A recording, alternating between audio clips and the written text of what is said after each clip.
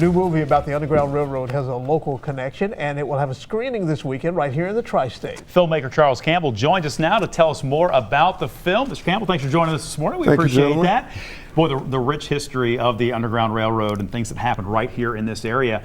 I think, I don't want to say it's lost on some folks, but some folks don't realize just how much happened here within, gosh, draw 30 miles, a circle in this area. There was a lot going on. I'm learning more daily as we speak.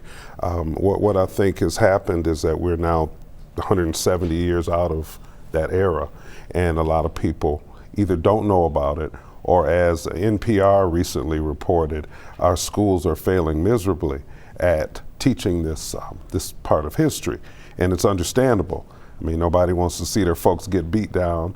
Sure. And as we do our test screenings, I'm learning that a lot of white folks feel guilty and feel shame about it as well, and so our children aren't being taught this part of history, and it's very important that we don't forget it.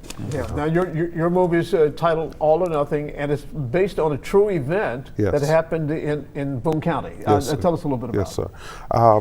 Petersburg, Boone County, Kentucky, right across the Ohio Bridge. Back in 1853, there were a group of slaves who wanted their kinfolk in Canada had hired an abolitionist to help them get free.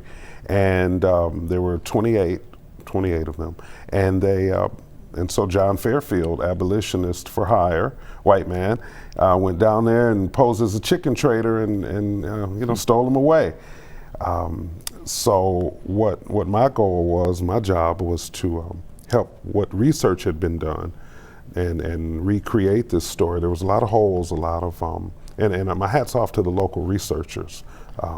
But it was an amazing journey for all of us, for our cast and crew, to tell this story. I was going to ask you a little bit about the research, because it's got to be so difficult, like you said, because so many of these moments and so many of these stories are completely lost to history that we're never going to find out about. Exactly. So how do you, where there are holes, how do you try to fill in those moments where I'm sure there's some oral history that has been passed along, but there's not necessarily anything written down anywhere? Well, not even the oral history. For what I could find, Betty Ann Smitty, Diana Porter, Lisa Schumann, and Bridget Stryker, all local researchers. And then I'll have to tip my hat to Carol Mull, historian in Michigan, and Deborah Meadows. They've all worked tirelessly, Deborah more recently, but they've worked tirelessly to piece the puzzle together.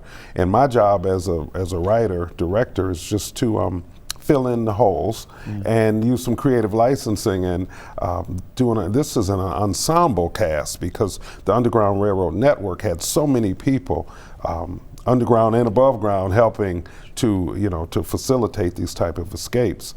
It's not an uprising, which is another thing that NPR reported, that most of the slavery movies, or the way that history is taught, it's through the John Brown type, Harriet Tubman uprising. Nat Turner, exactly. But this is not an uprising. It shows the camaraderie of the races, which was very uncommon. Even today, when you really think about it, it seems like we're kind of separated, Well, it's a fascinating movie. Yeah, no doubt about it. We've got some details on the screen, and I think All or Nothing's film screening is Sunday. There are 2 screenings, 5:15 and 7:15 at the Cincinnati Art Museum. For more information on the film, you can go to local12.com, click the Get It button, and we'll get more information there.